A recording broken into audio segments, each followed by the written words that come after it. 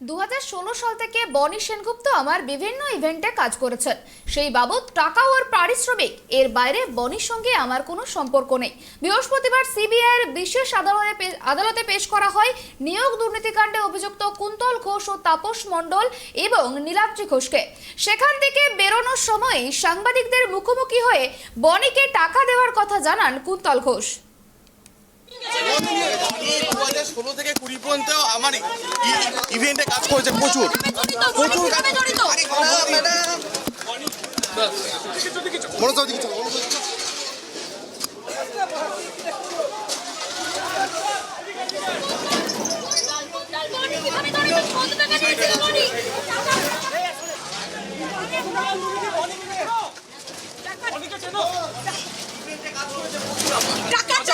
আচ্ছা, এই যে হৈমন্তী বলছে যে তুমি আড়াল করার জন্য চেষ্টা করছো।